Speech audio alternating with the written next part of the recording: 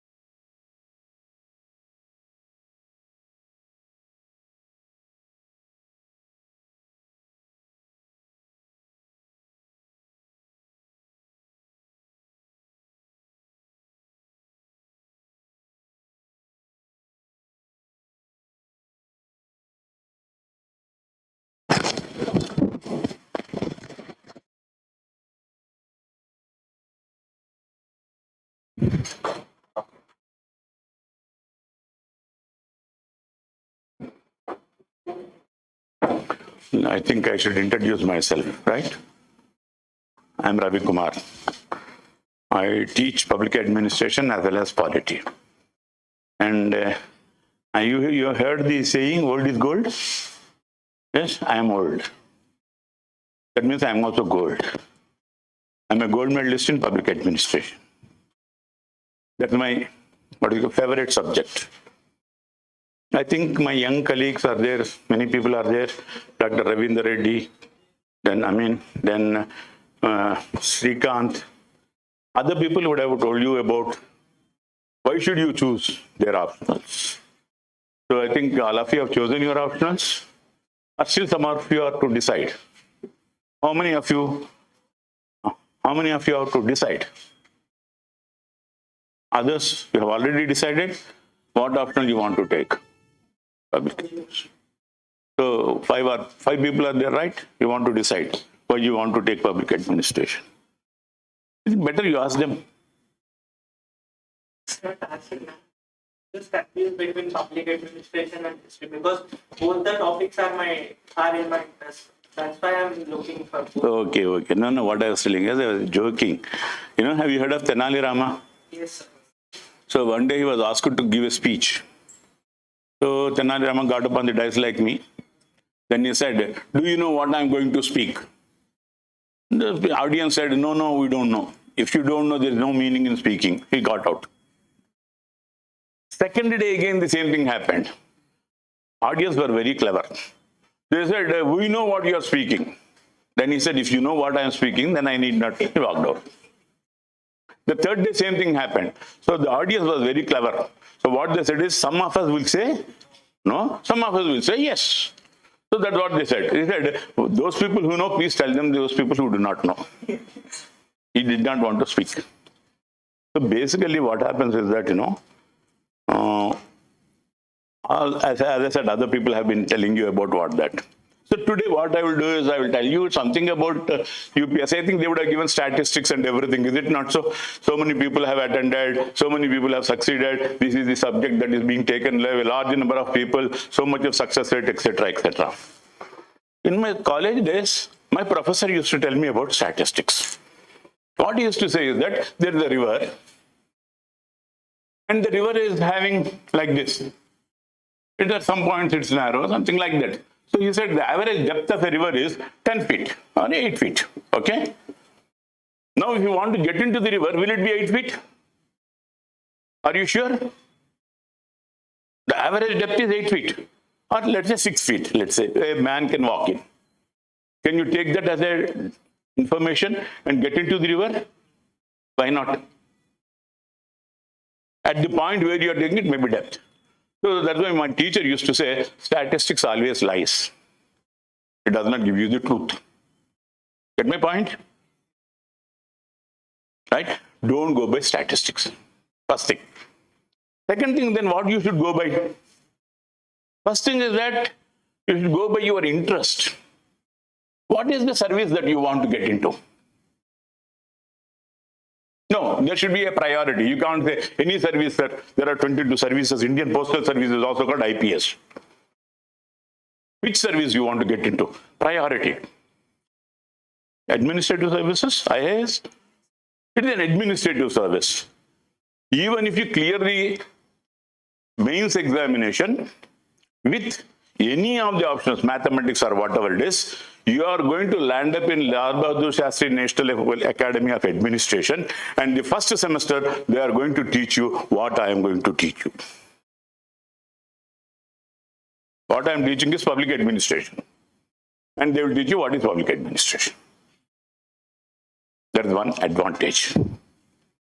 You are already thorough, you are already ready, you know the basics. What they will do is they will just refresh your mind. That is one thing. Second thing is you can't escape this. One more advantage of public administration is that what you should take is that interest in the subject. That is why I asked you, what is your interest? You people said administration. You said administration. No, administration is directly here in the subject. Have you heard of leadership? What is leadership? Tell me something, whatever you think of. Influence others. How to influence others? By motivating them. Is it not so? We have a chapter there. Right? If you want to motivate, how can you motivate a person unless you know what he wants? His wants are needed, isn't it? Suppose he wants money, you give that fellow money. He will work. If you want something else, you give him promotion, he will work. If that fellow deserves punishment, you give punishment, then only that fellow will work. There are some sadistic people, right? So you have to find out. That's called wants and needs. We have a chapter on that. To find out what that fellow has, we'll have to communicate. We have a chapter on communication. Right? And when you are doing things, you have to do in an efficient manner. I think most of you would have gone to the cinema theaters. Right? Do you think the cinema theaters are efficient? Gone to theaters, right? Let me ask you a question. When you are going into the theater, what is the width of the door? When you are coming out of the theater, exiting out of the theater, what is the width of the door?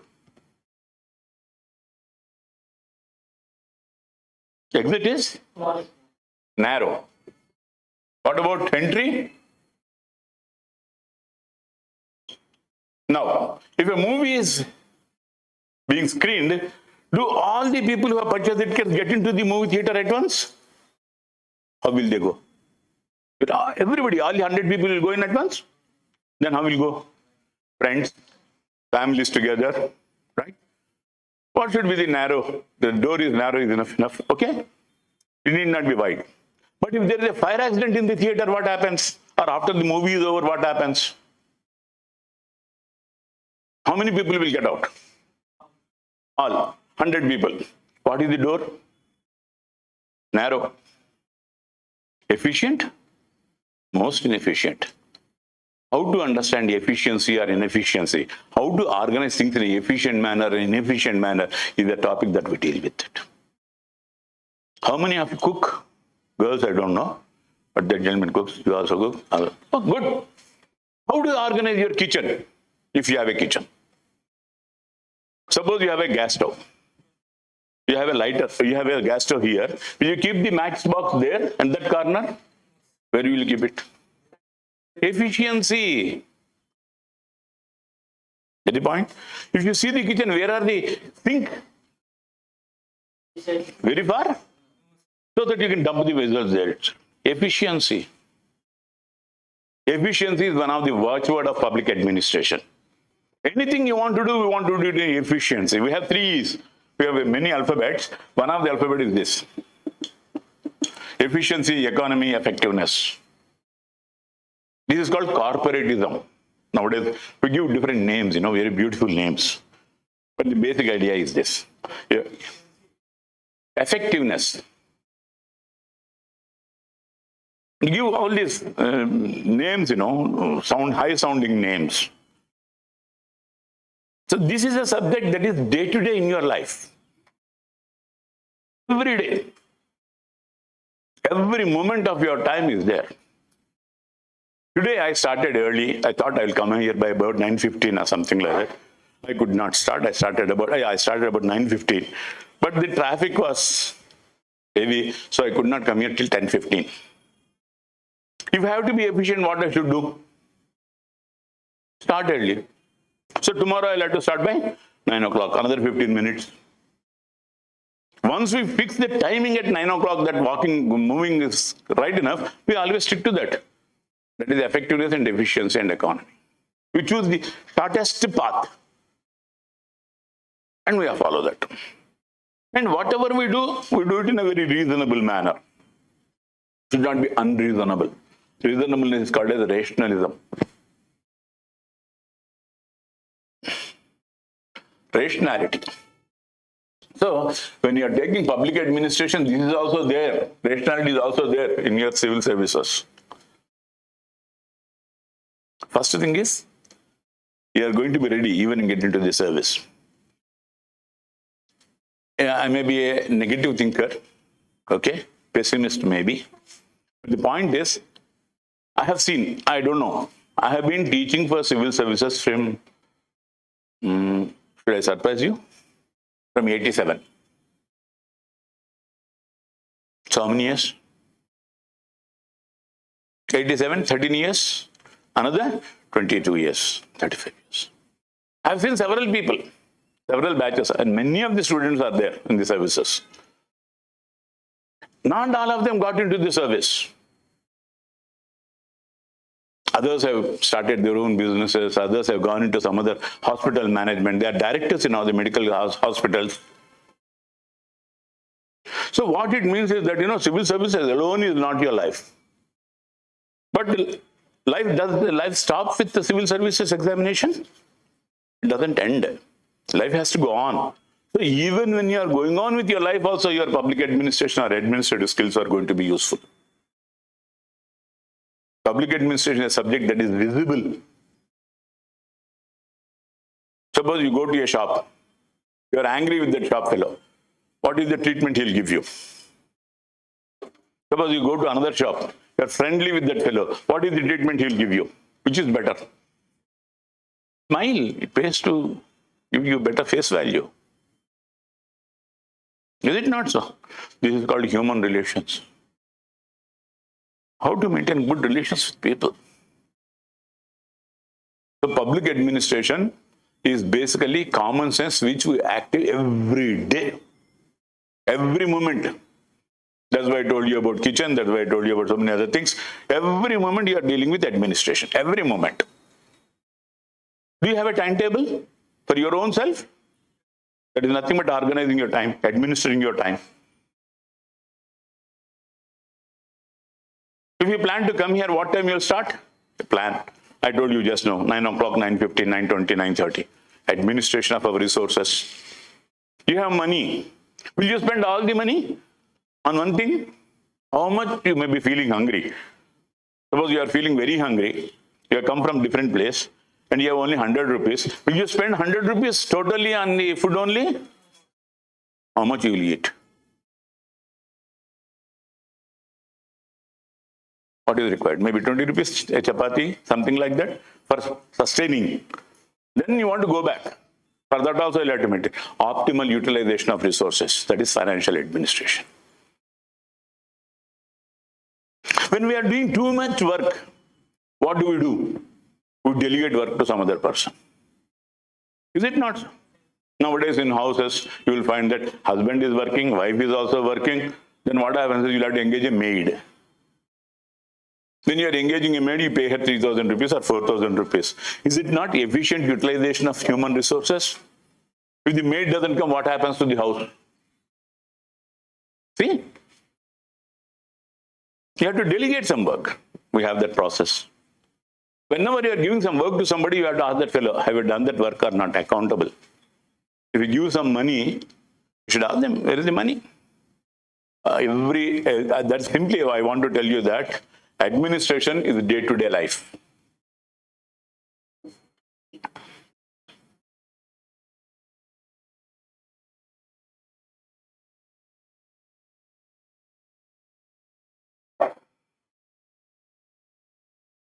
There is no escape. I hated mathematics. Yeah. Good. You also hate mathematics. Oh, very good. I'm in a good company. See, somehow, when we were studying, it was SSLC. It is not 10th class or anything like that. So the moment I got 75 marks, I said, done with mathematics. No more mathematics in my life. I went to some other subjects. I went to public administration, social science and all. I never wanted mathematics. But I can't say this with this. I can't say I hate administration. Why can't I hate administration? Because every day it is there. If I'm a clerk, I have to love mathematics. Is it not so?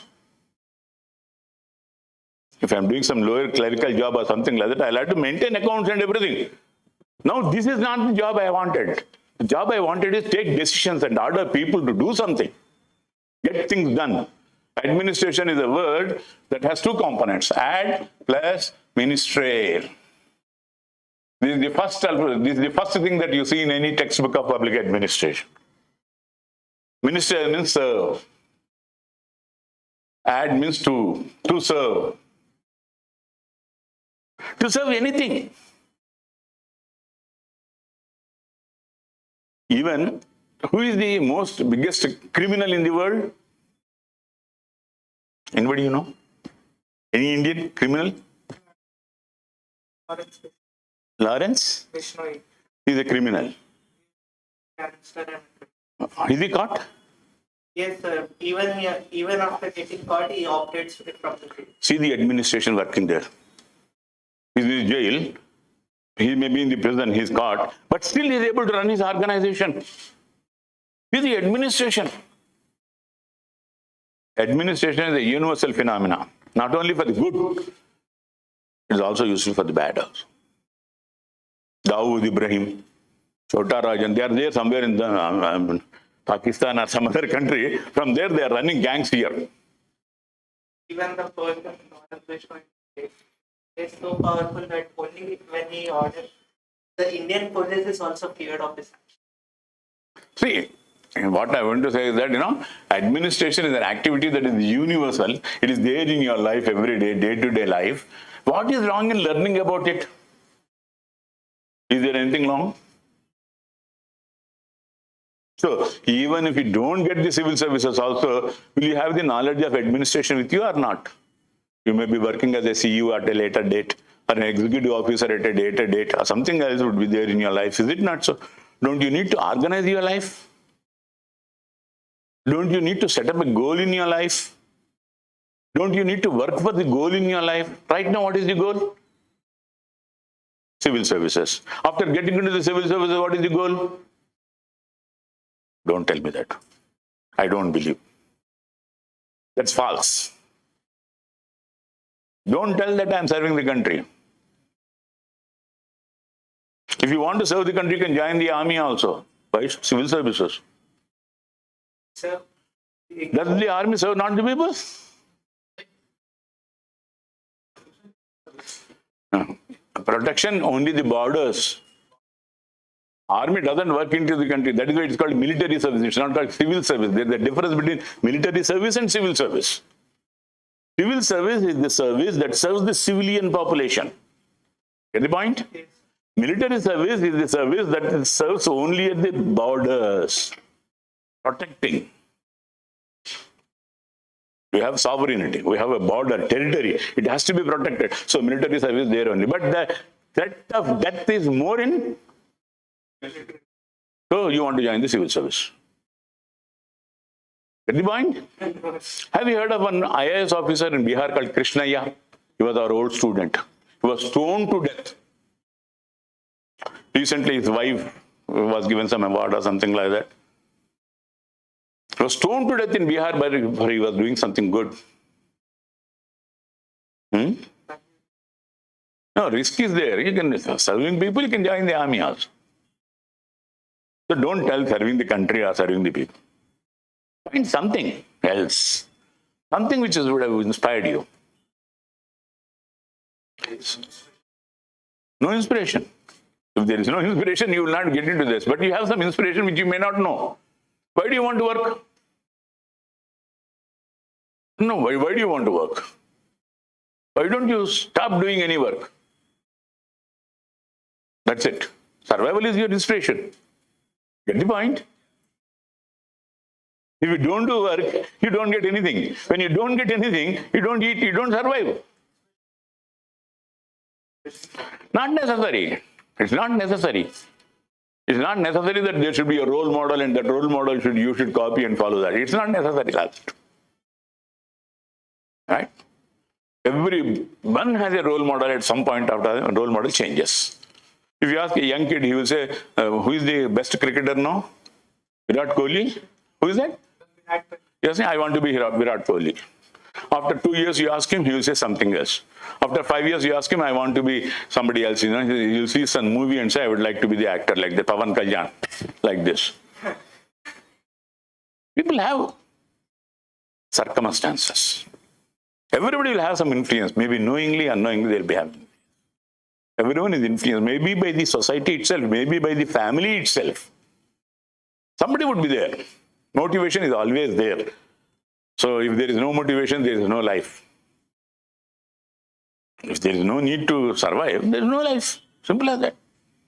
So you should also understand something about philosophical aspect of public administration. We say that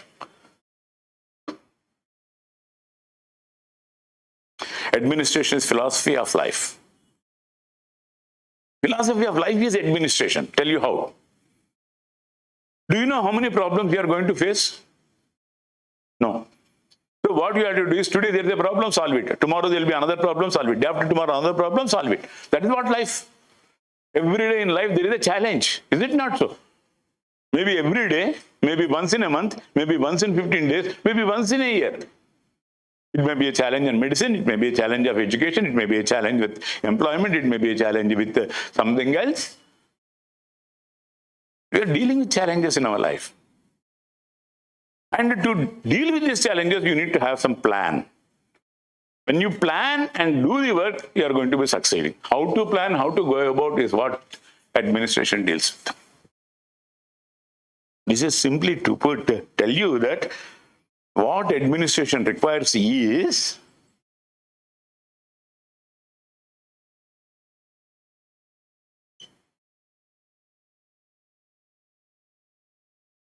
common sense. You have your bag, right? What items you put in the first pocket, what items you put in the last pocket? There are 3 or 4 pockets, right? How are you going to put? Girls have also bags, handbags. How do you put the how do you use the pockets in the handbags? The one that you most require is the earliest. The one that you least require is common sense. Organization, administration. Administration is a part of life. When we are saying public administration, we are adding one word, that public. Why? Why are we adding this public? Public is nothing but people, right? Government. Whatever the government is doing, good or bad, it is funded by us. We are paying. It's ours. Get the point? Taxes, GST, whatever you are, wherever you are going, everywhere you are paying taxes. Income tax, corporate tax, road tax, vehicle tax, property tax, entertainment tax. And all this money, where they are spending? Government is spending. When the government is spending this money, government should be accountable to the owner of that activity. Is it not so? Right? Who is the owner of government in a democracy? People. Of the people, by the people, and for the people. Right? So when we are giving money, we have a right to know what the government is doing. How is the government working? Is the government spending the money properly? Or it is simply wasting the money? Where is it going? How much they are spending? For their salaries, how much? For the development work, how much? These kind of things are there. Everything is involved in public. So public administration deals basically with government. Tell me one area in which government is not involved today. Any area, any activity in which you can say, sir, in this activity government is not involved. Sports, is the government involved? Entertainment, is the government involved? Yes. Information technology, government involved? Yes. Education, health, transportation, communication, road transport, rail transport, child care, women welfare, youth welfare, minorities welfare. Is there any area in which government is not involved? Any one area? All encompass. Is there one? It's also government. See, because you have mentioned, I'll have to mention that. See, we have something called state, right? State is something which has 4 properties, basically.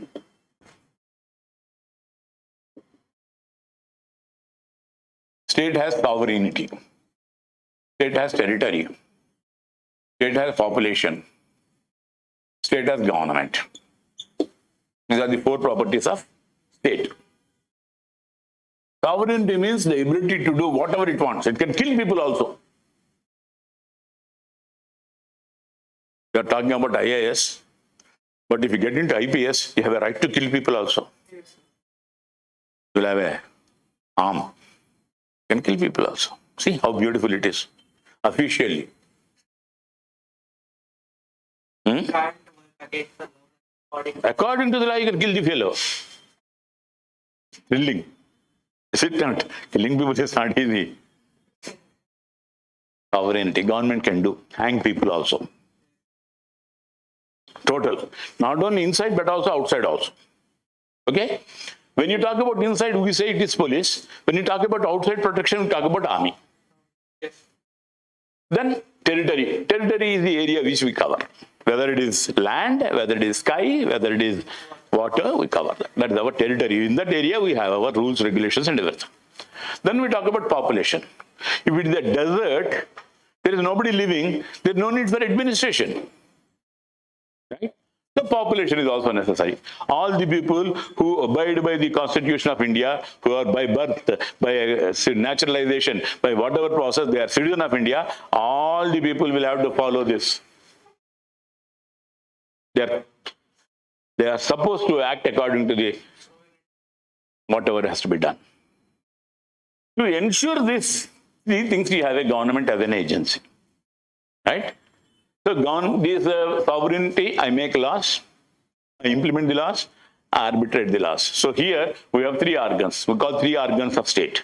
One is legislature, the other is executive, the other is judiciary. The other three organs. So one makes the law, other makes the implementation, other sees whether they are implementing the law properly or not. All three organs are government. That is why, if you look at the parliament, do you know what is the symbol of India? Ashok Chakra with three lions. Is it not so? Is it not so? 4 lawyers. The one is behind. You can't go back. Right? This is the emblem that is there in the legislature, executive, and also judiciary. This states that all organs are state organs. Okay? So judiciary is also a part of government. Judiciary also has to be accountable. Judiciary also functions because of the money you give. Executive functions because of the money you give. Legislature functions because of the money you give. All three organs are accountable to you. So there is no activity in which government is not involved. Everything under the sun. They decide how you should distribute the garbage in your house also. Municipal corporation says dry waste, wet waste. They have decided.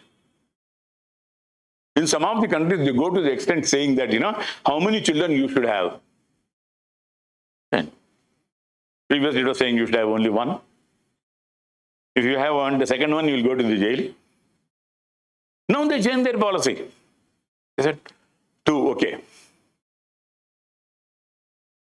See how forceful this. You might have heard how they handled Corona also. Have you heard of? People say that Corona started in China. I don't know how far that's true. How did they handle? Whenever the reports I have seen, I have heard that whatever I have seen. If a house has got contaminated one person, the doors are blockaded. Food is thrown into that house. If somebody survives, that fellow survives. Otherwise, no.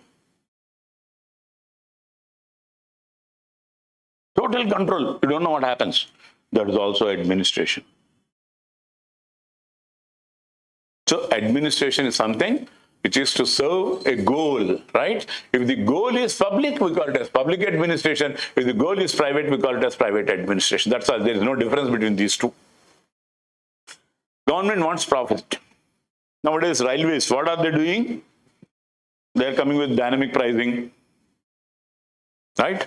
If you want to make a reservation just before one day, they say dynamic pricing. The price is 400 rupees. In dynamic pricing, you'll have to pay 1200 rupees. Profit. Government also wants profit. What does private want? It also wants profit. But if the private agency is totally making profit without serving the people, will you accept that? Tata's, for example. Is it a business concern or a social concern? How do you know? What are the social activities of Tata's? What are the business activities of Tata's? What do they sell? What do they manufacture? Food items. Salt, food, clothes, everything. Hotels. Commercial. But totally commercial, you cannot survive. You'll have to have something like that. That's why Government of India has what is called a CSR. Corporate Social Responsibility. They say, you're making so much money, at least 2% of the profit you're making, you spend for the society. And companies have. Yeah, they have modified. If this is the case with private company, the government company is different. 98% is social responsibility, 2% is commercial activity. That's all. But both are same. Both need the same administration. Get the point? So administration as such is universal. But what we are studying is, what we will be studying is a public context. Because it's our money. We own the administration. We have every right to know what they are doing with that. Right? So, that basically is public administration, a common activity which you should be aware of. Right? I don't know whether you are convinced or not, but this is the activity. It is there with your life. You may not have experienced administration in your life till your college days or something like that. But once you get into your college days, you will experience administration. For example, you want to go to the library. What do they ask? ID card. You want to go to the lab. ID card. Administration started. Sometimes nowadays colleges are also asking, give your ID card or your biometrics or whatever when you enter, attendance also. The quality of administration has changed. Previously, administration was done by human being, human activities, involvement, manual activities. Now we have got the new technology, information technology, digital and everything, we are using that also. How many of you are information technologists, engineering students? Others? What are your subjects? Okay, that's also information. Anybody else, please? What are your other subjects that you are with? BCom? Then? Any other subjects? You should be a graduate for writing the civil services. You know that? So what is your graduation? MCA. Then? MSc Chemistry. Then? BCom Computers. Then? Yourself? Engineering. Yourself? BSc Computers. Yourself? Engineering. Yourself? Yourself? Good. Engineers are supposed to be very efficient. Is it not so? Do you know the definition of engineering? Anyone?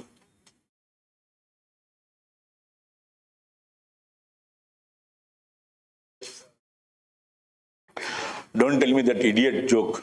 3 idiots, no? Machine. Don't make it life simpler.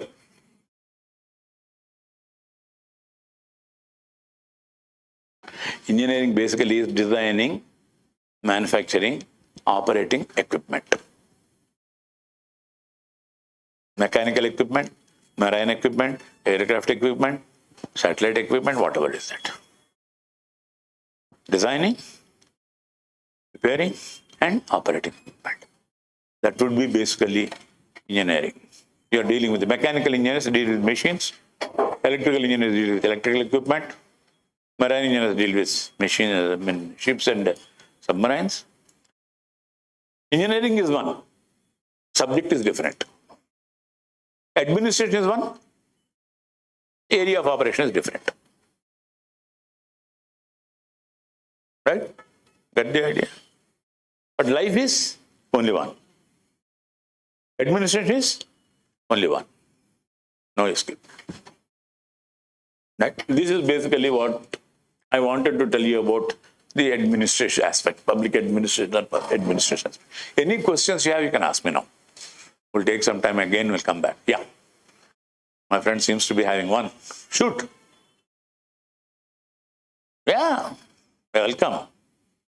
See, one thing I'll tell you. I like my class to be lively. I don't want my class to be a monotone, you know. I keep on talking, and you people keep on listening. Sometimes you sleep, then you get up, and then I don't want that. My class has to be dynamic. You can ask me questions. If I can answer, I answer then itself. Otherwise, I'll ask you later on. If it is not relevant, I'll ask you. Come later on. Tell me.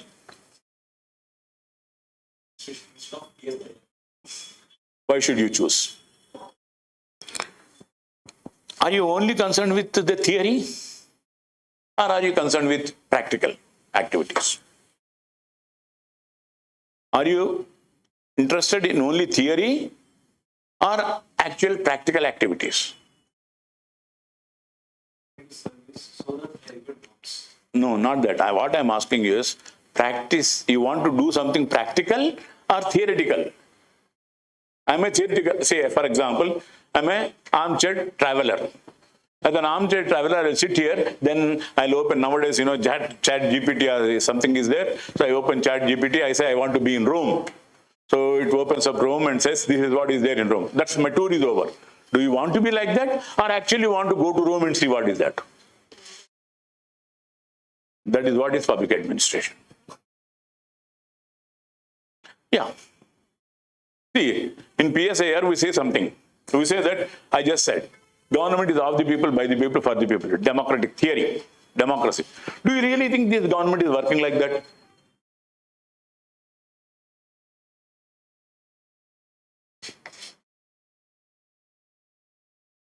Right? Working? So, your political science is theoretical. Right? Whereas public administration has some dimensions of politics, but it is more practical oriented. Right? Suppose you want, say, democracy, government of the people, by the people, for the people. Your political science will not say how to get the opinion of the people. Will of the people is important, right? But public administration will tell you how to get the will of the people.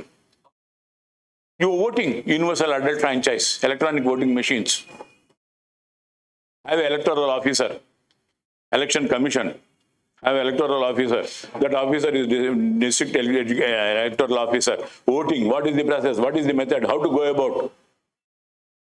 The process of administration is dealing with this. Right? PSAR says socialism. Political science talks about socialism. What is socialism? Socialism is an idea where we say the economic activities of the society are regulated by the government or interference of the government. That's all. But how to interfere in the government, the political, the economic activities? How to do that? That is done by public administration. What we do is we say we set up a public sector enterprise. For example, we set up a Steel Authority of India Limited. It will buy shares in all the steel companies and decide what policy they should follow. This sale is government. Steel companies are private. Right? We have insurance business. Leaps and bounds insurance business is there. So we create a body called IRDA. We will decide how the insurance business should be carried out. It is necessary to control. But how to control? What are the mechanisms? That is dealt with by? That's why I say political science is purely theoretical. Public administration is not.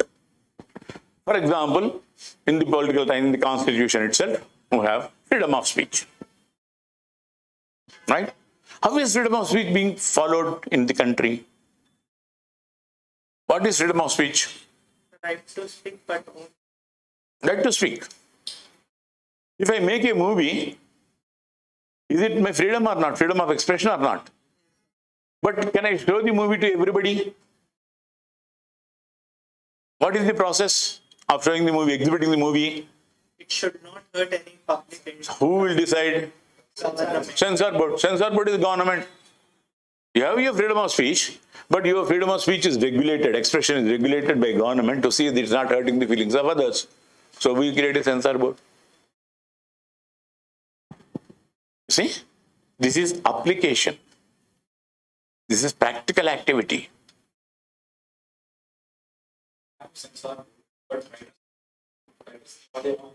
No. There are. But the only thing is we are not following the rules. If a writer writes a book, that book has to be sent, 5 copies of the book have to be sent to the Inspector General for DG of Police, 1 copy. It has to be sent to City Central Library, State Central Library, 1 copy. Then it has to go to Raja Ramohan Rai Library Foundation, Calcutta. It's a national library. Copies have to be sent. When you send the Inspector General of Police or the State Central Library, somebody will have to examine it and say, this book has to be read, this book should not be read. Prohibition of books. You might not have heard of a writer called Vasireddy Sita Devi, long back. She was older to me. Okay. She has written a book called Marichika. Telugu telusa andarki? You also know? But you are able to hear the words, right? Marichika. Marichika is nothing but oasis. Mirage. Andamag. So in that she wrote about Naxalites. The book was published. It was read. Later on sometime what happened is Naxalite movement became very strong. So the government said that people have read this Marichika book and that way they become Naxalites and banned that book. Separatist groups. Naxalites, not separatist groups. Naxalism.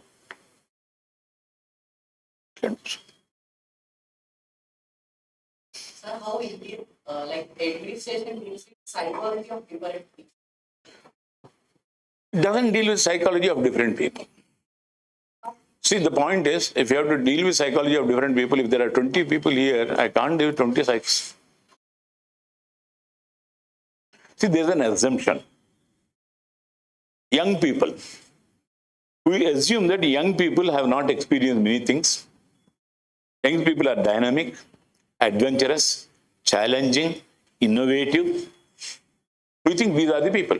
That is the reason why these people are offered jobs in the lower hierarchies. You are not given the director's post. Right? You are given a field level post.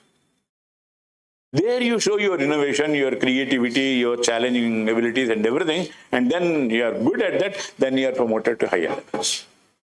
So this is how we have a general idea of a human being or a human group. Middle-aged people would like to sit at a desk. Old people would like to retire. So we say retirement age is 60 years. Right? So when you are joining the company or the organization at 22 or 25 to 35, you are allowed to work on the field. Generally it happens like that. By that 35 to 45 or something like that, you are in a held and desk post. Then 45 to 50 or something like that, you go to a higher post. The organization of the hierarchy is such that we take into consideration the average general mental makeup of the groups of people. We can't deal with individual psychs. For administrate them, like Whose pulse? from general people's pulse. If we are working on a field, Yeah, you need to know the pulse of people. What do they want? That is why we have a system of administration, public administration. It's like that. See what happens. First of all, government is always there, right? The ministers are not there. So what happens is elections are held. How are the elections held?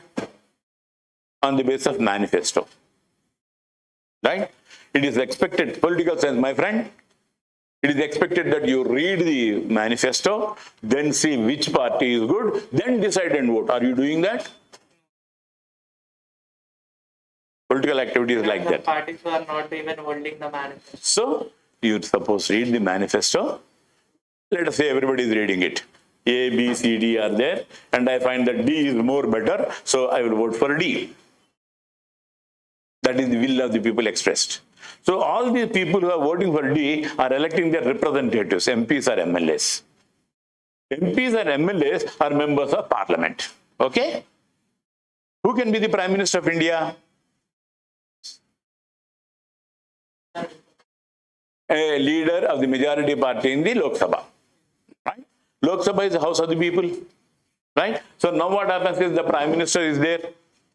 The Prime Minister is always in touch with Lok Sabha, so he will know what is the pulse of the people. But if you look at the Indian Constitution, in the Indian Constitution, there is no work given to the Prime Minister. He does not have any work.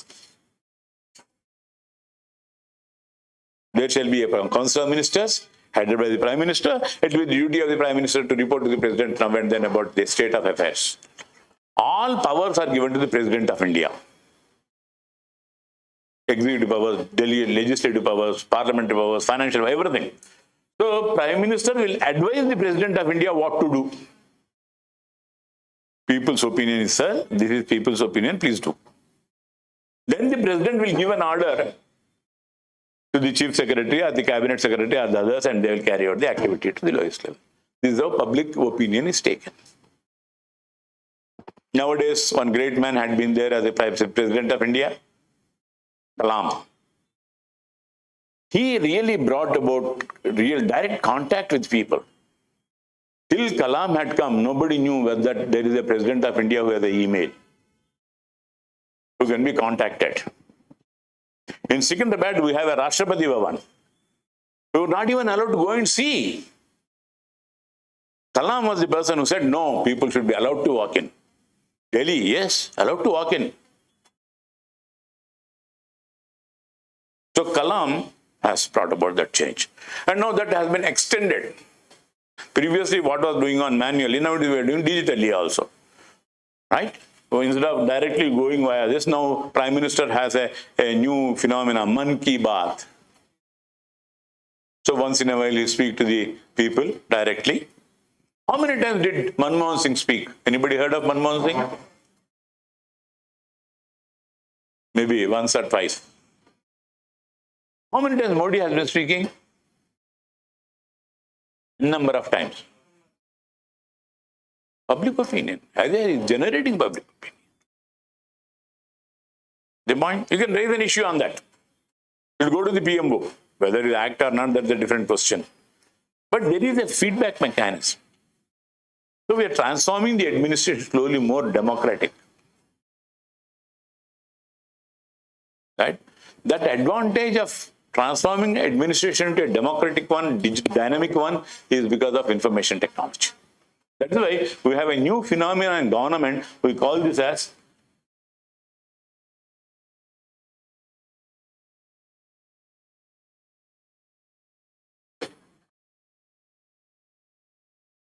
where we use electronics or electronic devices.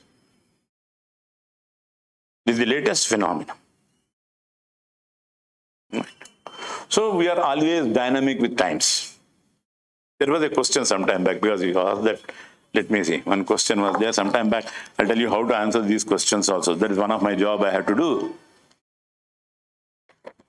There is that question. Public administration is constantly being reinvented because of its context. Earlier we did not have technology. Now we have technology. Context has changed. Now we are reinventing. We got e-governance. That is the answer you will have to write. See? So this is basically about public or administration per se. Any questions? Sources is common sense, newspapers, books. We'll give you the sources. Don't worry about that. But basically, this is what is administration.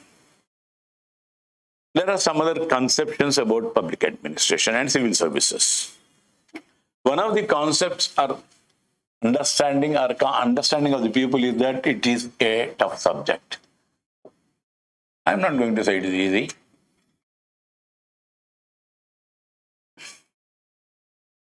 It is really a tough subject for those people who don't understand the concepts. When your teacher taught you addition, multiplication, division, and subtraction, was it difficult or easy? Easy. When you were kids, it was easy? I don't know. You're the first person who says easy. That's why I said I hate mathematics. No, I don't know. Here it is 4, here it is 5, and here it is 9, and here it is 2. He says, borrow something from here. What is this borrowing?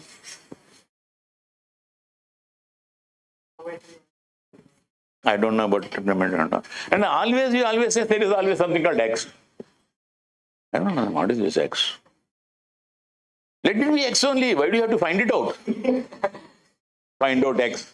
Find out Y. Why should I find out Y? See?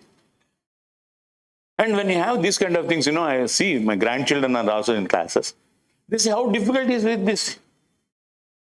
But once the concept is clear, it becomes easy. They don't know the difference between division and multiplication. So what I tell them is, multiplication is nothing but repeated addition. Right? So 2 into 2 into 2 into 2 is equal to 8. Right? 2 plus 2 plus 2 plus 2 is equal to 8. This and this are equal in result. This is the shortest method.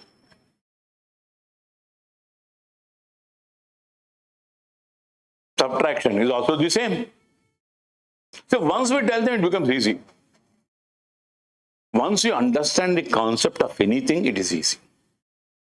If you don't understand the concept, still you'll be doing this 2 plus 2 plus 1, 2, 3. Huh? Whatever is that here. I told you I'm poor in mathematics. Is it not so? I forgot my mathematics. So if it is 16, you tell me it is 16. Fine. No problem. I'm not ashamed. I am very frank. I don't like mathematics. That's it. If anything goes wrong, let it go wrong. Because mathematics is one subject that teaches bad ethics. I'm not hitting at Srikanth, but basically mathematics is like that. See, I used to have a mathematics problem. Time and work, profit and loss, something like that. So in the profit and loss, I used to get a mathematics problem. What is that? A cattle owner. He used to have 2 buffaloes purchased from Punjab. Each gives 15 liters of milk in the morning, 15 liters of milk in the evening. Whatever is that. Okay, I don't know how much it gives. Then what is the cost of that milking 15 liters in the morning is, say for example, 10 rupees is the cost of 1 liter of milk. So he goes out and adds some water of 5 liters. And then in 15 liters, he will sell it 20 rupees. What is the profit he gets? What is the profit he gets? 15 into 20 is 300. Am I right? You have to tell me mathematics. 10 into 15 is 150. So what is the profit? You got 150 rupees. Suppose you give this answer, what does your mathematics teacher do? He'll say it is right or wrong. He will say it's wrong. What he will do? He'll give 10 out of 10 or 0? What is the marks he'll give you? 10 out of 10. Nowadays, teachers have the habit of giving you a star also. In your mind, it becomes common. Okay, I can add water to milk. Ethical? Unethical. So that's why I don't like mathematics. Okay? So what happens is that in public administration, we have ethics. Everywhere we have ethics, but whether we follow the ethics or not is a different question.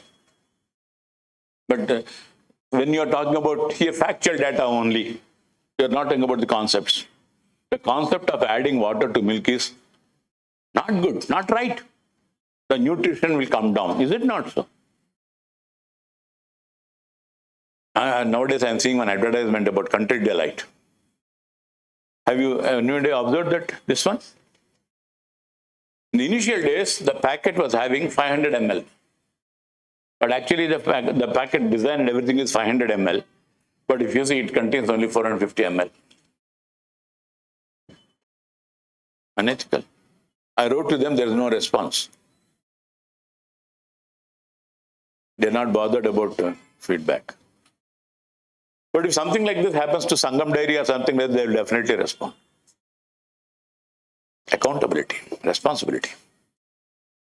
That's a part and parcel of public administration. Okay? Now, this is what is administration. So what I am going to do, what are we going to do? Whether we are going to, how are we going to prepare? This is a tough subject. Yes? Lot of thinkers, we need to study all of them, we need to remember all of them. Who is Pythagoras? Thinker or not? You have so many thinkers there or not? So every subject has thinkers, my friend. There are not a lot of thinkers. Right? There's only one thinker who is of merit. The only one thinker of public administration who is supposed, maximum three, I will say. The first person is Woodrow Wilson. Second person is Max Weber. Third person is Herbert Simon. That's all. Many thinkers are there, but the pillars are only these. Everything revolves around these people. This man has written his article somewhere in 19th century, 1887. The ideas he put there in that are also valid even today in 2023.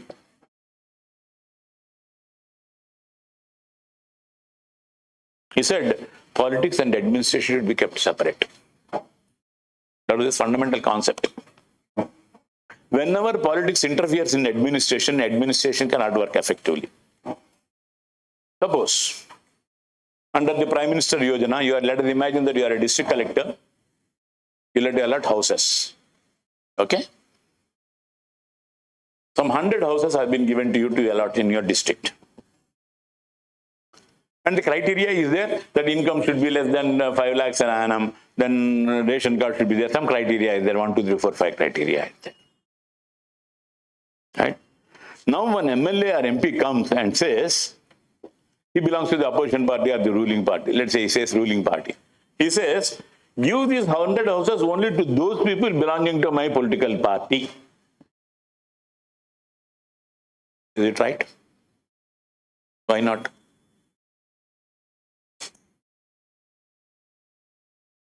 They are not going to. They are not going to? No, they are in the criteria. All criteria are there. So many others are also there. Is it right? Not right. So suppose if that fellow comes and interferes, what you should do? You are the collector there. Report to the court. No.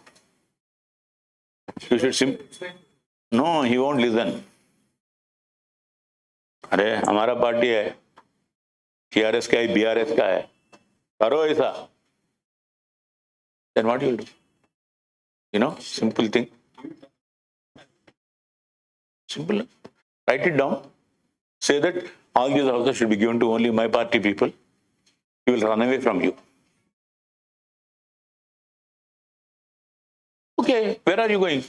From Nirmal, you are going to Malkajgiri. From Malkajgiri, you are going to some other place. What is happening? Transfer is a part of life. And to civil services, the organization has a right to transfer you anywhere. According to some concept, if a police officer and civil servant has more transfer, he is more a better officer. What are the trends of marks in public administration? I'll come to that. That's what I'll come to all that aspects now. So first thing is that it is a tough subject. which has got some ethical background. We'll see what is the ethical background. But basically, the subject is based on common sense. If you understand the concept, there's nothing you have to remember. You have not forgotten addition and multiplication, right? It was taught to you some 30 years ago, 25 years ago. Similarly, public administration is conceptual. Understand the concept. Paper 1 is totally conceptual. But the concepts you can see when verify. You can verify whether this is happening or not.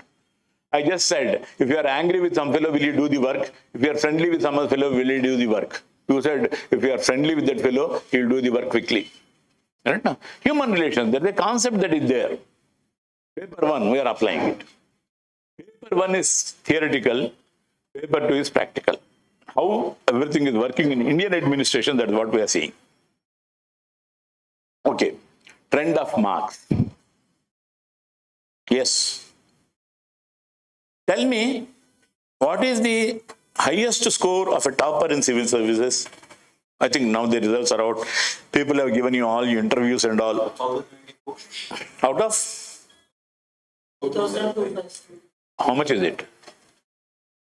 How many percent? What is the percentage?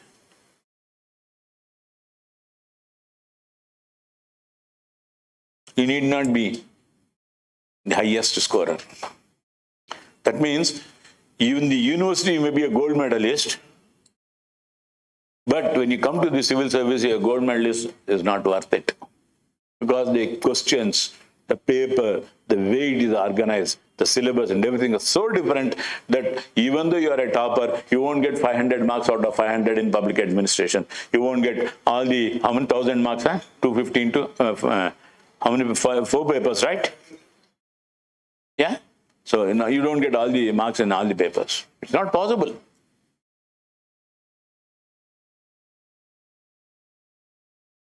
So, first is tough. Second thing is, people have an understanding that, there are so many people getting into the services, this one and all. I think some of our friends have given you statistics also about the data. They said these many people are applying, these many people are getting in. So what does that mean? If large number of people are there, large number of people are selected? At one time, history was the most favorite subject of the civil services. The first subject was history, optional. Suppose 1,000 vacancies, will 1,000 vacancies go to the civil history subject only? If you take percentage, 8%, 10%, let's say. If I say in public administration, 10% people are always getting into the services. Suppose everybody is favorable, right? There are 1,000 vacancies, right? And now you find that 20,000 people have got into the civil service mains examination with public administration. What is 10,000 of 20,000? 20,000? 2,000, eh? 2,000. Where are the vacancies for all those people? See? It's not like that. There's a different method UPSC goes by. See, what they do is, first they evaluate your general studies paper. After getting the score in the general studies paper, let's say, now we will say X, okay? You got X. Now they will take up your optional subjects. Optional history, optional geography, optional anthropology, optional mathematics, optional sociology, optional public ed, optional political science, optional medicine, like that they keep. Medicine, engineering, whatever is that. Okay? General studies basically the cutoff. They arrive at a cutoff. Then for each option, they prepare a merit list. So in one subject, the merit may be out of 500 marks, you may get 250. In another subject, which may be difficult, you may get only 200. In another subject, it may be easy, you may get 270. In another subject, you may get, say for example, 290. In another subject, you may get 285. In another subject, another person may get 280. Now, which is the highest score? Which is better in this? Is this better? Is this poor? How? This subject is different, this subject is different, is it not?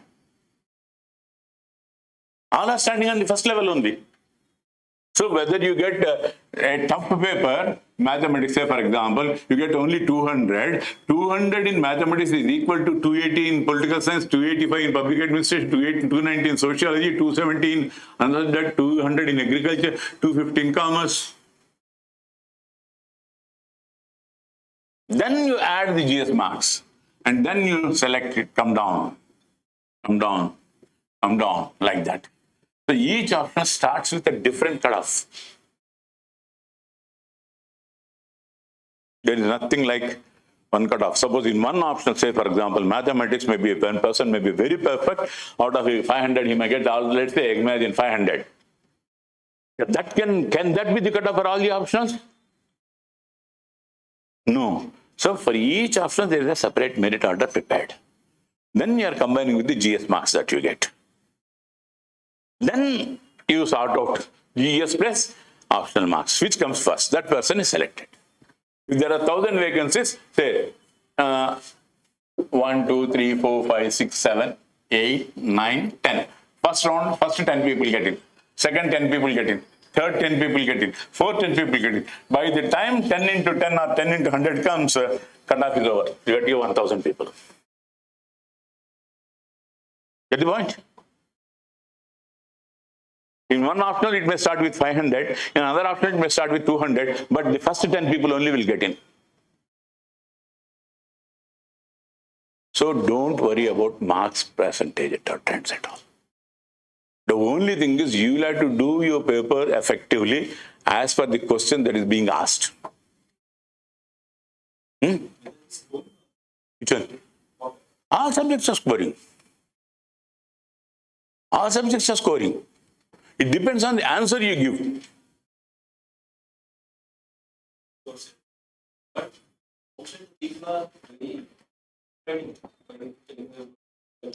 And the reason is that they are not in good hands. Not like me. Somebody is teaching. I will tell you one thing. Why I told you? I told you that I am a gold medalist in public administration, right? You go and ask all the faculties what is their post-graduation or graduation degrees. They will say, I am a BCom, then I have taken up public administration. I am a BTech, then because public administration was one of my optional, I am teaching public administration. None of them are truly studied public administration. Their basic understanding is something else. Suppose all of you are there. I pass on a ice cube in his hand and tell him, please pass it on one by one to all the last person. What is the last person is getting? You won't get anything, not even water. So what is happening is that all those people who have learned public administration from other teachers, what they have understood, that they are giving it to you further down the line. If you are the 8th generation, that means if somebody, first teacher has taught you 80%, 8th generation means you will be getting only 8% of it. Is the problem. BCom, BSc, some other subjects. See, they have done public administration, optional. Say, for example, there are so many institutes. Vajiram is there, Sriram is there. I taught in almost all the institutes in Hyderabad, I taught. I taught in ALS, I taught in Sriram, I taught in, Sriram's Delhi, I taught in ALS, I taught in Bangalore. Now, I lost the charm, interest. In the sense, going around is becoming difficult for me. Where should I go?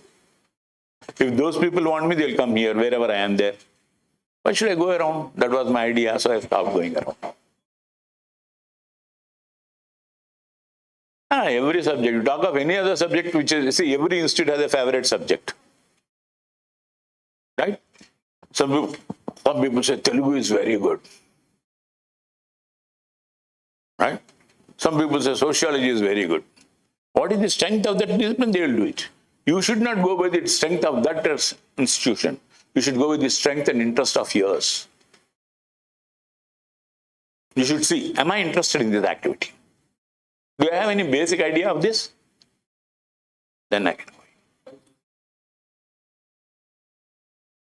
They will use the interview, fetch the marks interview.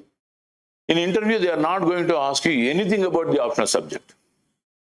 They will never ask you anything about the optional subject. No, they will not ask you knowledge of any subject.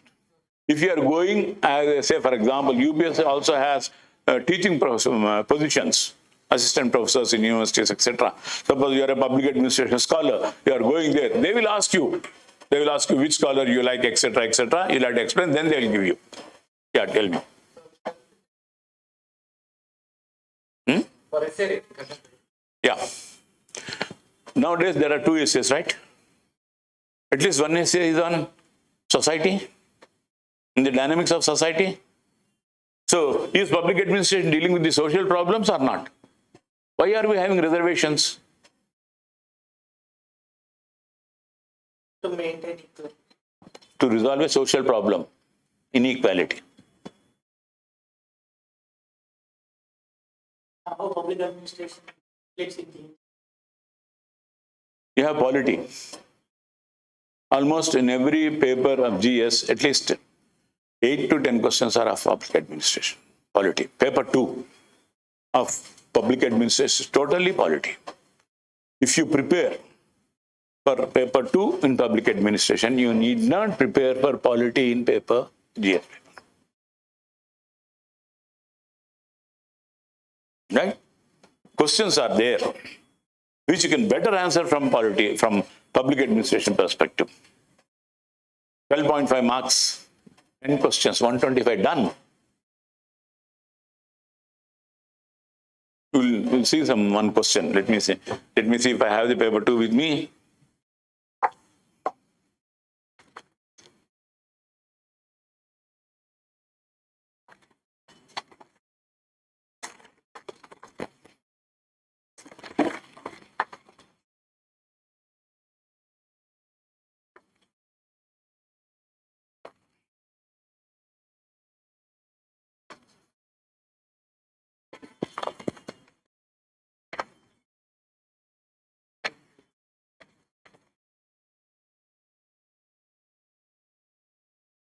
Yeah, there should be some questions.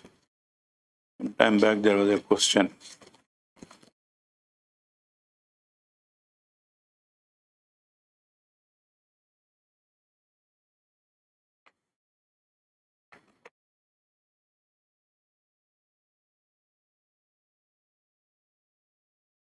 GS, yes, I have a question here. This was a question asked in 2018.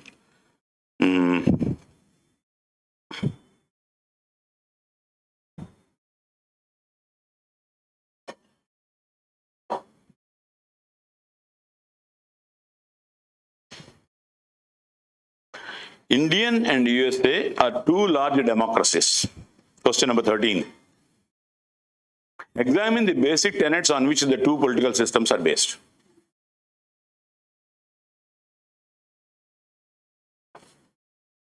Okay? Then, assess the importance of panchayat system in India as part of local government. Then, how Finance Commission is constituted? What do you know about the terms and reference of the recently constituted Finance Commission?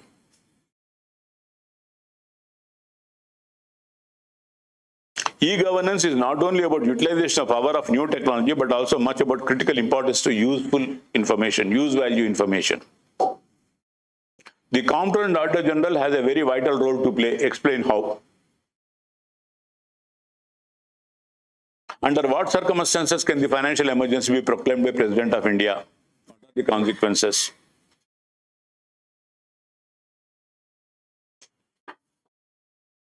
One, two, three, 4, 5, 6, 7, 8, 9.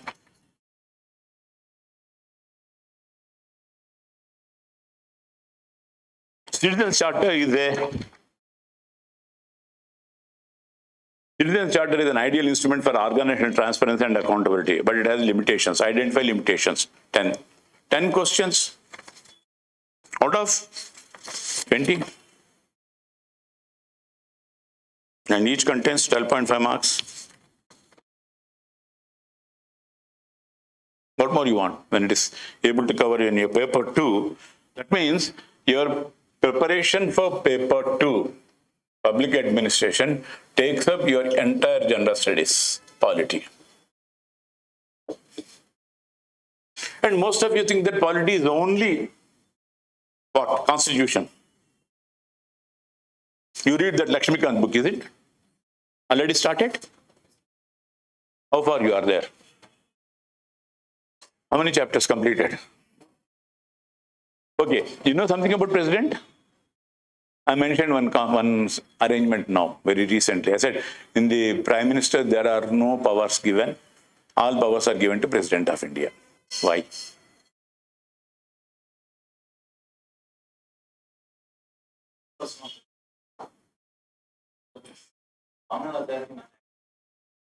When you say nominal, why should you give him power?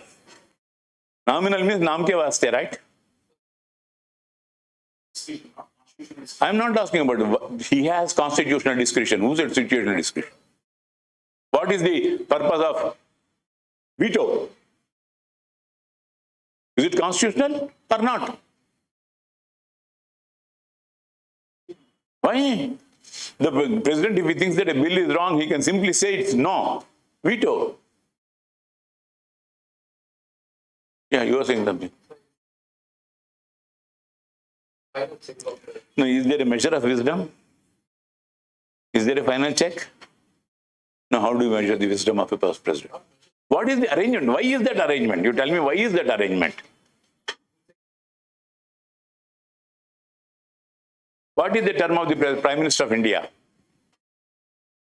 Wrong.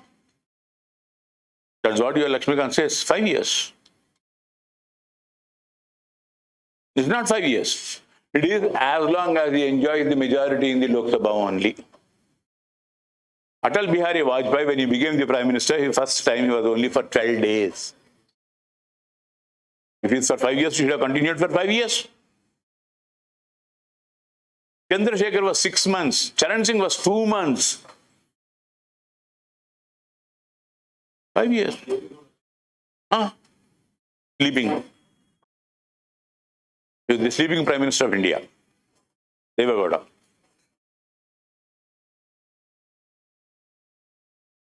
No. So the term of the Prime Minister is not certain, not definite. What is the term of the President of India? Definite. If you want to remove him, you have to remove him only by means of impeachment. That's a long-term procedure. What is the procedure for removing the Prime Minister of India?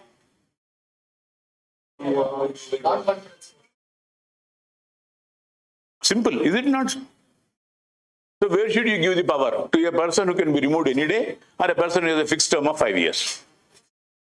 That is why Indian Constitution gives all the powers, executive power, legislative power, financial powers, to the President of India.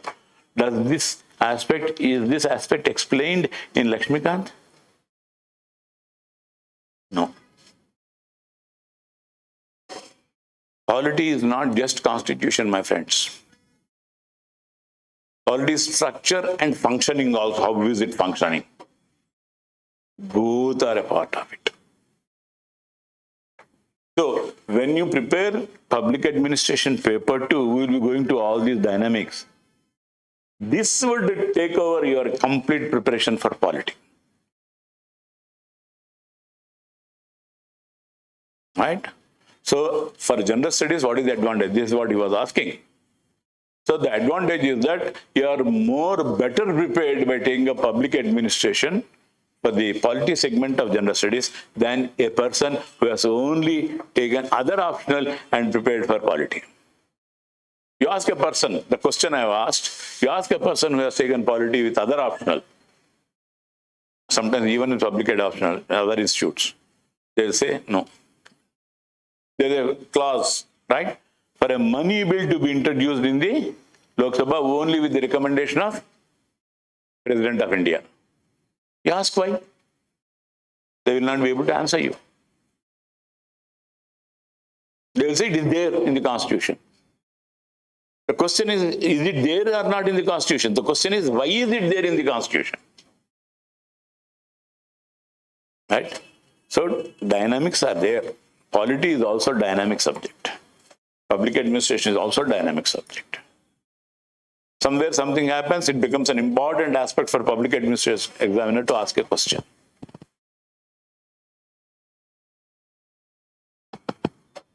So both will be there. Theoretical questions will be there, practical questions will be there. Theory coupled with practice also would be there in it. So I said reinventing public administration, right? Just said in the context. The context has been changing. At that time, we did not have technology. When public administration started, 1887, what was the technology? Nothing. 1887. And then slowly it changed. And now it has become e-governance. Because technology is available. So whatever changes that are occurring in the society, public administration absorbs. Having absorbed that, the public administration will utilize it. You may not have heard of voting. Have you heard of voting by ballot paper? You have to go into your booth, then you will give you a ballot paper, you put a stamp on it, then fold it, then put it in the ballot paper. Manual. Now what you have got? EVMs. And people are not trusting EVMs, so you have another one, another machine, VVPAT. Previously, elections used to take place in the country for almost 45 days. Lok Sabha elections. Start from North India, slowly come to Central India, then to Western India, then Eastern India, then Southern India, like that. Now, maybe 1 week or 10 days. Counting people who used to wait very eagerly, which party will come to power, which party will come to power. You'll have to wait for almost 10 days or 15 days. Now, by the time they are opening the ballot machines, voting EVMs, in a matter of 2 hours, you know the result, who is winning or who is not. Technology. So, public administration has become responsive to technology.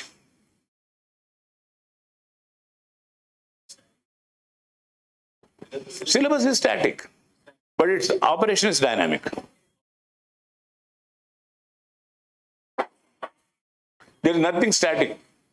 Sometimes questions are static because you find that they are, say for example, they are asking on a theory. Otherwise, see, there is one person called F.W. Taylor, right? He has developed what is called scientific management, right? In the scientific management, he says, this was in 1912. 1911, he developed this. He said, pay the work or choose the right man for the right job. One of the principles is choose the right man for the right job. Is it static or dynamic? What is it? Static? Previously, workers used to be paid by the hour, per dime. It's called per day. Daily wages, 100 rupees. Then he said, when you are paying 100 rupees, that fellow is not really working. He comes there, sits there for 1 hour the whole day, and evening collects the money. So he changed that system and said, pay according to production. Now, is it dynamic or static?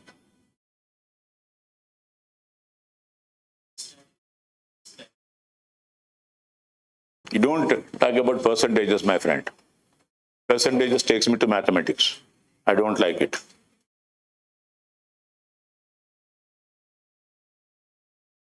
See, we need about 100 hours. 100 hours means maybe 50 sessions of 2 hours maximum.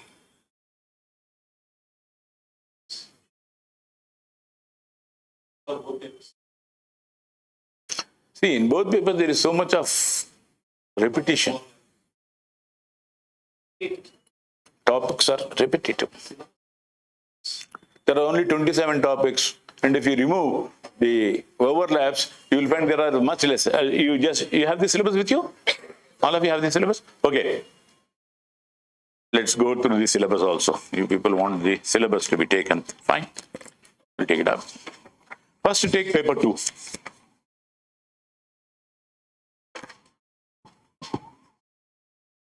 Take paper 2, right? In that you have, say for example, the first chapter is Evolution of Indian Administration, Philosophical Constitutional Framework, Public Sector Undertakings. Then you have Union Government and Administration, right? There you read executive, parliament, judiciary, structure, function, work, process, recent trends, intergovernmental relations, cabinet, secretariat, prime minister's office, central secretariat, ministries, departments, boards, commissions, attached office, etc. etc. Now go to the sixth topic.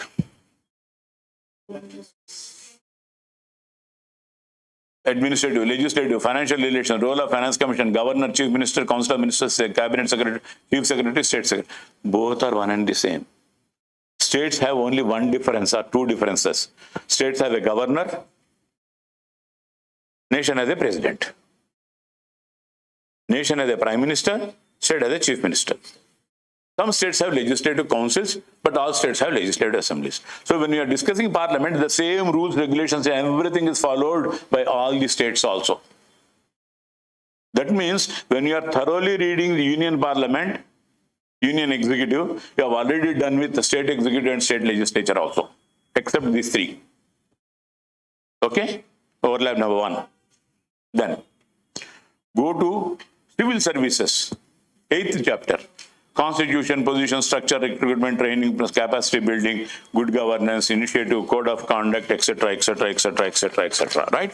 Now come to paper one. In paper one, there is a topic called personal administration. Importance of human resource development, recruitment, training, career advancement, position classification, discipline, performance appraisal, promotion, pay and service conditions, employer. The same thing. We are dealing with Indian administration. Overlap number two. Okay? Then come to administrative reforms in India since independence. Paper 210, topic 10. Okay? Then come to paper one. In paper one, you have a topic called, what is the topic? Techniques of administrative improvement. Organization and method, work study, work management, governance, information technology management, aid tools, network, MIS, CPAD, CPU. One and the same. Repeated. Okay? Then come to paper one. Accountability and control, legislative, executive, judicial control over administration, citizen administration, etc. Then you go to paper 2, the issue areas, regulatory commissions, values in public service, National Human Rights Commission, problems of administration, and the same. Then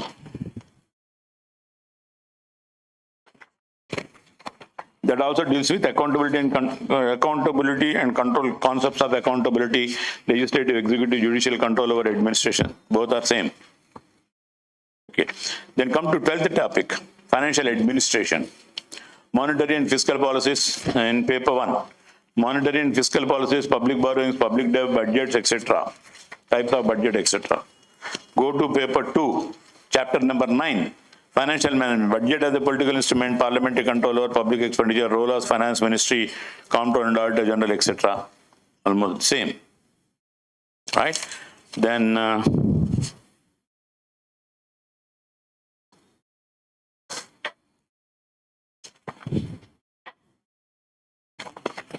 okay. This is the repetitive topics. How many topics are repeated? Overlap in paper 1 and paper 2? Accountability and control, then personal administration, technical administration, financial administration, union government, state government. So you remove out of 27 topics, you remove these topics. How many are left?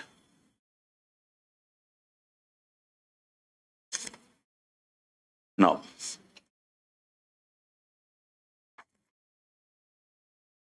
so this is the overlap that we have. Okay. So your syllabus, your total syllabus of 27 topics, that is 12 and 15, I suppose, 14. 26 topics minus 6. Your topics are 20. Unique topics. Both in paper 1 and paper 2 put together. So you have a syllabus that can be easily covered. You have a syllabus that can be understood by practice. And every day you are practicing something or the other. When you are practicing, you understand it. I go to a restaurant and there are, say, 7 or 8 people are there. I find that waiter, if I ask 8 people are there, we ask 8 meals. That fellow will not bring one by one. Have you seen how he brings? All 8 in one. How is he able to manage?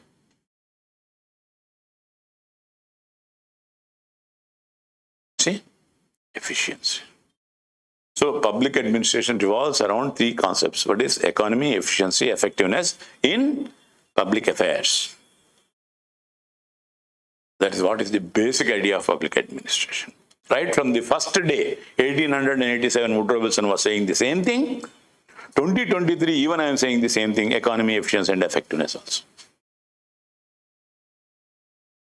He said, if politics interferes with the administration will not be able to carry out its activity.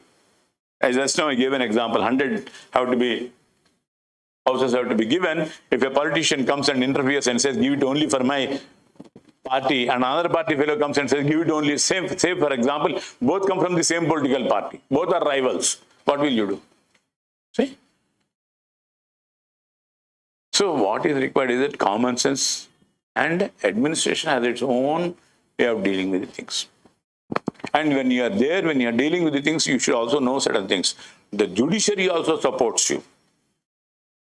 Sometime back, the judiciary has said, if an officer believes that a decision is wrong and unethical, he can refuse to implement that decision. We need not simply follow whatever the politician says. You need not. But nowadays, surprisingly, I am very saddened that civil servants go and touch the feet of the ministers. It's very sad. That fellow is there only for 5 years, man. You are there for 35 years in the service. Right? This is called as, you are called as permanent executive. Politician is called as temporary executive. He may not get elected next time. Even if he is elected, the chief minister may not give him the ministerial post. That is also a possibility, is it not? So that's a temporary executive. This is a permanent executive. Nobody is going to remove you from service. If you don't obey that minister's order, nobody is going to remove you from service. What he will do? You can transfer you where? Only in that state. Only in that state. Wherever you are there, you are safe, no? He can't suspend you. At the most, if he suspends you, maximum is 3 months. After 3 months, he'll have to give you some posting or the other.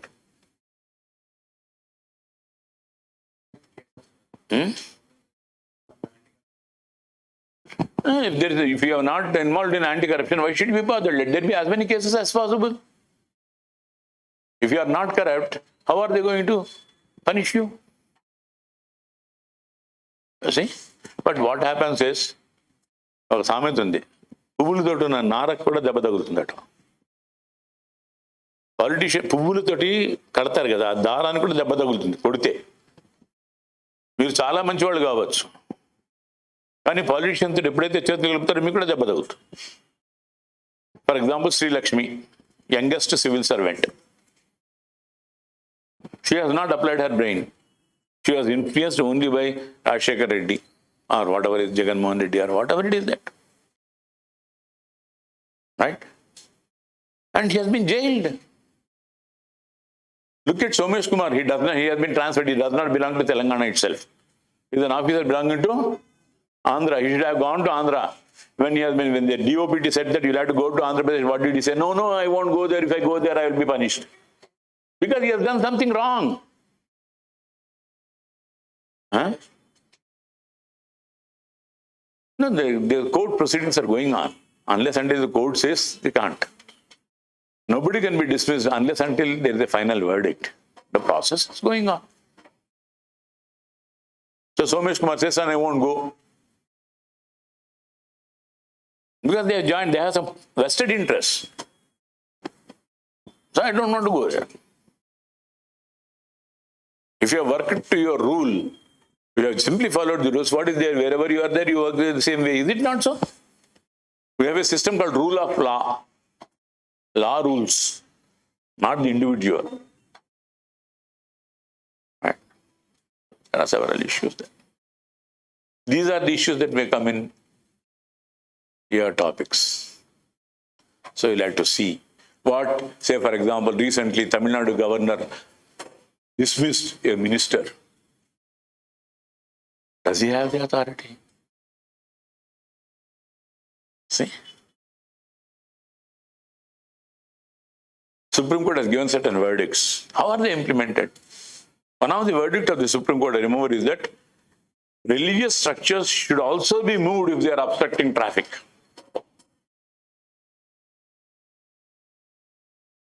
Religious structures means it can be a mosque, it can be a church, it can be a synagogue, it can be a temple.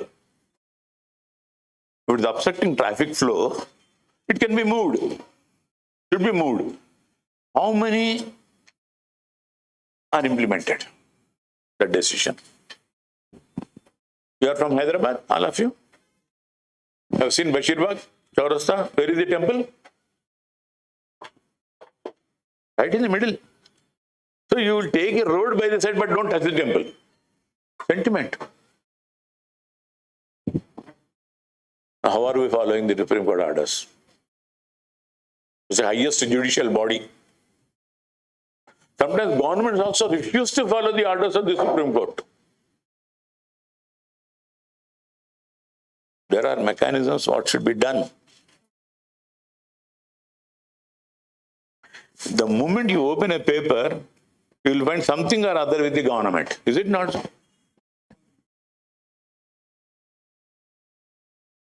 See, sentiments are personal. Do you love me or do you love your sister? That's all. That's the difference. Respect is something different. Love is something different. If I am hurt, you won't come to my help. But your sister is hurt, you will run there. There is nothing. In charity, if you are giving a beggar 10 rupees, you know who is getting the most benefit out of it? You are getting the benefit, not the beggar. Punyam. So punyam ఇప్పుడు collect చేసుకుంటే అప్పుడు పైకి వెళ్ళినప్పుడు రంభా ఊర్వశి మెనక ఉంటారు వాళ్ళతో డాన్సులు చేయండి అప్పుడు చూసుకోవచ్చు collection now you collect the పుణ్యం now so that you can enjoy there. See? So this is what is about public administration, my friends. The topics are small, can be covered very easily. Questions, my habit is after every topic, I take up a question that is typical, very peculiar. I try to break it into its various components and tell you how to write an answer. That's my habit. I don't rush things. I go slowly. Right? If it is necessary, again I will repeat that also. One problem with me is I don't dictate any notes. I am not a dictator. I am a democrat. I don't dictate. But I'll explain a point. You can note down the points, and if you need further clarification on that, you can ask me. I will give you an elaboration on that. We will give you the material that is necessary for writing. I have got a model answers because I have written long back, even before all these people started writing. I'll give you that. You can go through that. Peculiar questions are there. How to answer those questions. We will deal with the questions also. Every day, after every topic, in whatever we are dealing, some question will be there. We will deal with that. Suppose we are dealing with meaning. So on meaning itself, there are some questions. We will deal with that. Like that, we deal with that. So that it becomes comfortable. What I want you to do is, if I deal with one topic, I expect all of you, not one, all of you to write answer to any one question which you like on that topic. Get my point? I will deal with one or two questions. There are 10 questions, I suppose, let's say. 2 questions I dealt with. So among 8 questions, don't write whatever I told you. You write your own answer for the rest of the questions. One question or two questions, whatever you feel like. But every day do the habit of writing answers.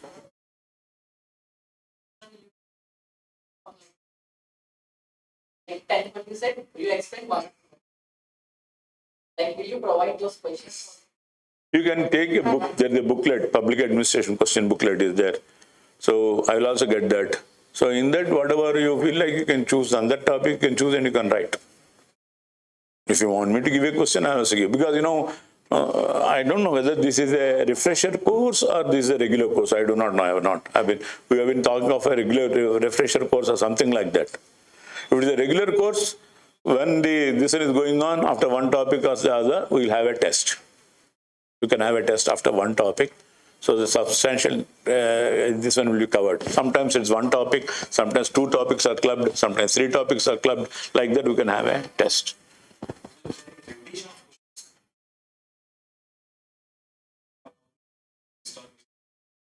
We can identify the topics, not questions. Almost topics are, I can just tell you right now what are the topics that are always asked. But you ask me what questions are repeated, I can't tell you. Topics, yes. See, there is a core subject.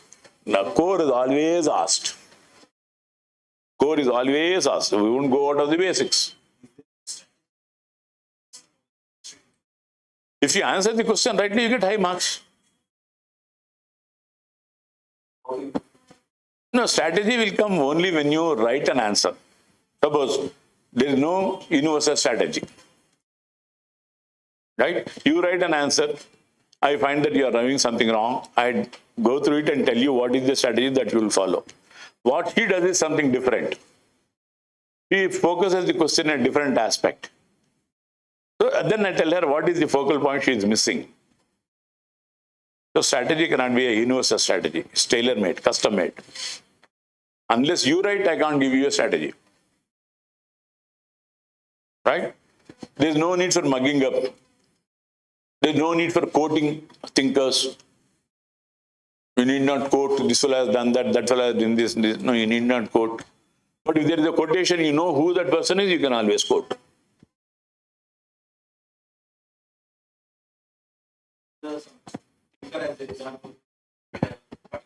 Depends on that. Depends on the topic that you're talking about. Suppose you are talking about Panchayat Raj and you are talking about development. Then we talk about some thinker who has mentioned about development is decentralization. Otherwise, you need not mention. It is contextual. If you suppose, I say I have said that and you quote that you have said that, you won't get marks. You should be very clear about who is the author who has given that quote. You should be very clear. Then you may get.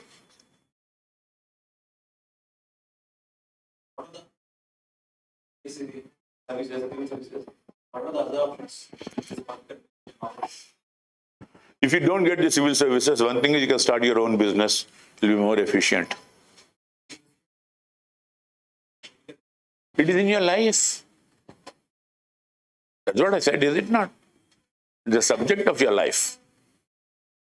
You can have your life disorganized also. I didn't get you. What are the other options in sense? What employment you'll get?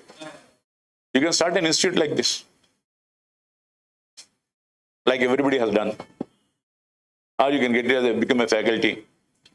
Like everybody is there. You can learn something from me, forget most of it, then you say, I can teach public administration. Politics, do you need the subject? What a question here. Do you need the subject to join politics? Do you think all the people who have done MA Political Science from Hyderabad Central University have joined politics? I find only one fellow, Bhatti Vikramarka. He is not successful. Bhatti was from that. He was an administrator and then became this one. So, it is not, for political activity, you need not have any knowledge.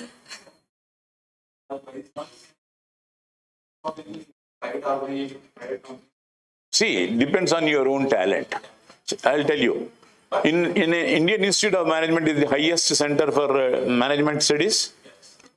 right? Let us say Ahmedabad. IIM Ahmedabad is a center for excellence.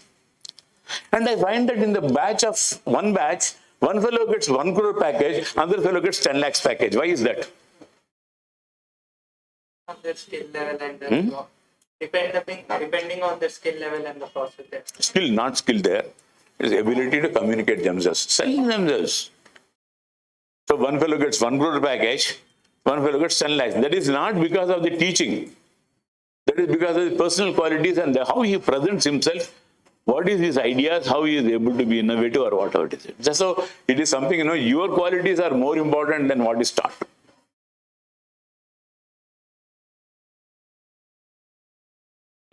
Are there any basic books? Yeah, there are basic books. I'll give you the basic books list tomorrow.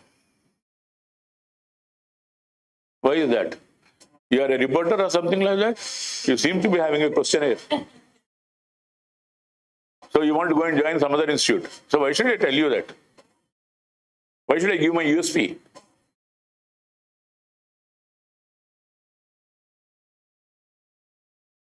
No, you tell me your reason. I'll tell them when you are not coming, not interested.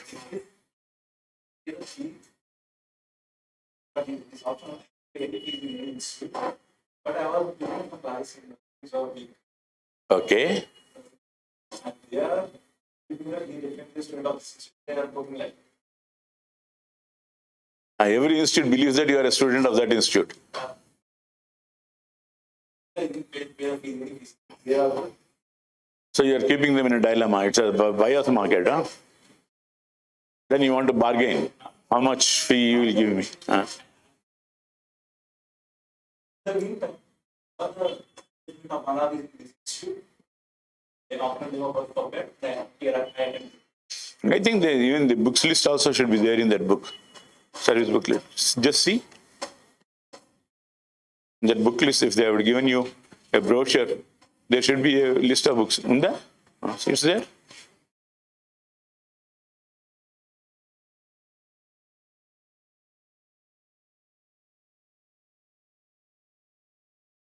You are the person who have been asking most of the questions, so I thought you are a reporter or something like that. You prepared. That's good. That is administration. That is administration. Welcome. Good. Your name? Raghavendra. Did I ask you? Then why you want to say that you are from Kurnool? Something specific? See, that is what is identity crisis. It's your identity crisis. If you ask me, I am Ravi Kumar, that's it. What is your name? I am Ravi Kumar. If I say I was born in West Godavari, I came to Hyderabad here, all this is an identity crisis. I don't know where I am. So don't tell from where you are. If they ask you, tell just your name. Then they will ask you, where are you from? You tell. It's an identity crisis for you. You need not face that identity crisis right now. Change your habit. Right? Anything else, anything you want, anybody, any question, anything you want, including himself. Any question, anything you want, you can ask me. Clarify your doubts. Yeah? Krishna, yeah. See, he was doing some work for the poor people. SC community was doing some work. See, Bihar is highly casteist. So what happened is that, in that caste system, the dominant caste did not like the work. Dominant castes are landlords, feudal lords. So feudal lords are such that what they will do is, they will control the life of the person who is working in the land, farmers, everything. So they instigated all these fellows, even though he is working for them. He was getting out of the car or going into the car or something like that. Stone pelting was done and he was killed. The time, the year I don't remember the year. was too two things were related, sir. Not a IAS officer, and IPS officer also came into power after that, or at that time. I don't know about IPS officer, but I know about another IPS officer who was also a student, Not Madhukumar Babu. He was in Chhattisgarh. He was SP of a district. As for security protocol, every day he has to change the vehicle after certain distances. When they are traveling in security zone, they'll have to keep on changing the distance, vehicles. And what vehicle he'll have to travel is his own choice. There's a routine. But one person in his convoy was a sympathizer of an Naxalite. So what he did was that when he was traveling in the first vehicle. He informed them, they blasted this fellow died. He was only about 5 years, 6 years into service. Several cases are there. When I am graduate in Bihar, he was in the IOC, Indian Oil Company. They were cheating. In the petrol bunk, they were cheating. And this fellow found out and wanted to file a case. They rammed him with a lorry. Bihar, some time back, was the most rowdiest state.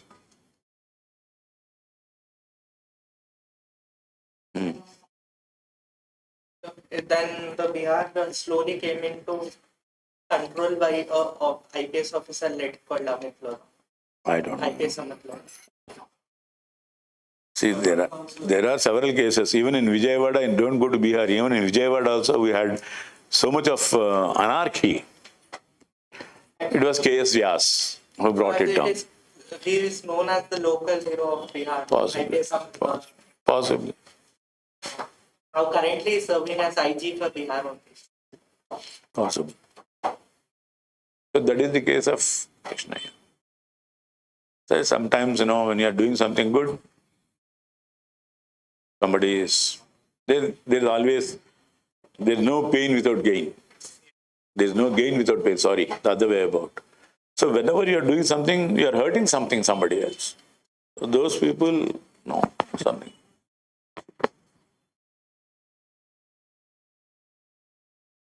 Any other questions, anything? In this UPSC is just impossible. I have students who are gold medalists in mathematics, is an IPS officer in Andhra Pradesh, and he did not score 60% in mathematics. He shifted to public administration. Nobody has scored 60%. Not only, in the general UPSC exams, scoring 50% is very high. In the mains examination, if anybody is scoring 50% is high. Maximum 40%, 40%, 40, not more than that. Out of 2,000, you are getting 845 or something like that in mains, then the balance of the marks you are getting in the interview. You are clubbing everything. I think you can see the statistics. I think stats will be there. You can see the cutoff marks and all, One thing you can be sure, there is no discrimination on any optional subject. They don't prefer one subject. They don't discredit another subject. Nothing of that sort. On average, all the options gets represented.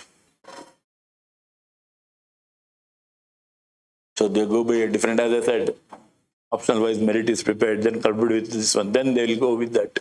Then they'll see who has got that and then select it. So there's nothing like, and if a boy or a girl from SC community or ST community scores on the higher side, they go and occupy the vacancy in the higher general category. So one more SC category candidate or ST category candidate will come into the service. They have a different, this one, See, people say UPSC is something, they criticize.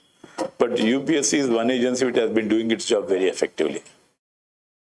The effectiveness is also because of, there is another name for that. We call it as Unpredictable Public Service Commission. If you know what it is going to do, you'll be ready for that. Every day morning, suppose you open your mobile, you'll find that weather app, right? And the weather app says that it is going to be rainy. What are you going to do? You will stay at home or take an umbrella.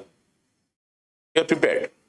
So if prediction is there, UPSC will lose its credibility in selecting the right candidate. Every year the pattern changes. Every year the question changes. Every year the design modifies itself, updates. So that, they always try to get the best out of the candidates. And don't think you are only the best, just because you got into the civil services. Imagine, in your batch, how many students have been there in the engineering? 66. How many are preparing for civil services? Last in the class, around 6 to 10 members raised an answer or they said that they wanted to be. But for coaching, around 3 or so. That means they are not really interested, See, the others are maybe there. And there are some family issues as well. There are several factors are also there. So what happens is that, this is suppose you are getting into the civil services, it's a relatively small group. Not everybody might be interested. As you said, family issues are there, something else might be there. So what happens is very few people are getting into the service. And among them, you are the best. You are not the best. Among the best. Be cautious and apply your common sense. And people say you have to keep on doing writing practice. Writing practice is not imposition. What I mean to say. Say, for example, if I don't write a proper spelling, in my class, my teacher used to say, write this spelling 10 times. That is imposition. So if you have to practice writing an answer, don't write that answer 10 times. What you'll have to do is write an answer very, very openly. You may write an answer for 500 words. Read it, eliminate unnecessary words and sentences, reduce it to 300 words. Again read it, edit it, again remove unnecessary words, make the core, and you get only 150 words. That is how you have to practice writing answers. It's not that, you repeat the same answer again, and again. And don't try to mug up anything. See, when you are mugging up, that means, you are not applying your mind. You are just repeating what is that. I think I have this one. Let me see. If I have the UPSC itself makes a statement. Let me see if I have that with me, or otherwise I'll get it tomorrow.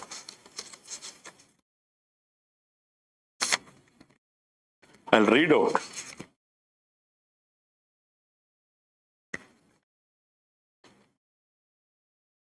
No, I don't have it. I'll get it. I'll read out what the UPSC itself says about its exam. Yeah. It itself says this is what we are looking for. This is what is the expectation that the examiners will have when you are preparing for the civil services. That's what the UPSC itself announces publicly. Nothing hidden. Publicly announces, but nobody reads that. That is the problem. I'll get that tomorrow when we are meeting. Any questions, anything you want to meet me? So how many of you are interested in public administration? Now there's 5 groups, 5 people. Okay, fine. Happy about it. So we will meet tomorrow. At what time, I think? 2 to 4:30. Okay. They say 2 to 4:30, but my classes may be short. But if necessary, I will extend it. Yeah, most probably afternoon.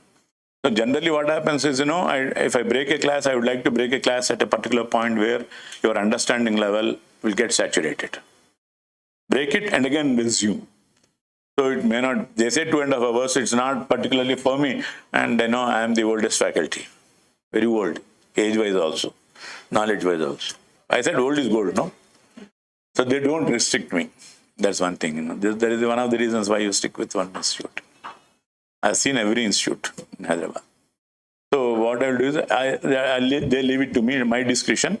So if necessary, I'll extend it. Otherwise, I'll go by 2.5 hours, whatever is that, depending on that. Okay? We'll meet tomorrow. Any questions? You can always. Okay, one thing I would like to tell you. You can just note down my number. If at all, if you people need any help, not only with public art, anywhere, and since with the civil services, you can always call me. But first thing I'll tell you is,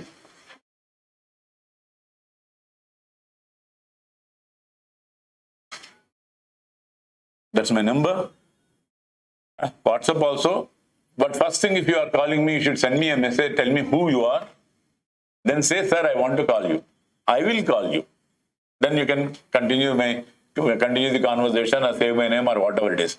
Unless until I know who you are, I will not answer. Okay? I have made that arrangement in my mobile that, unlisted numbers will not be answered. They'll be blocked. The first thing is give a message. Its WhatsApp is also there. I may be delayed in responding to you, a bit late, but I will respond. Okay? You can always take that. One thing, any feedback for me? My language, the way I speak, the way I explain. Huh? Okay. You are also old. Older to your brother. Any suggestions you want to give me? Is it okay the way I speak? Comfortable? Welcome. Okay, let's hope all sessions will be like this only.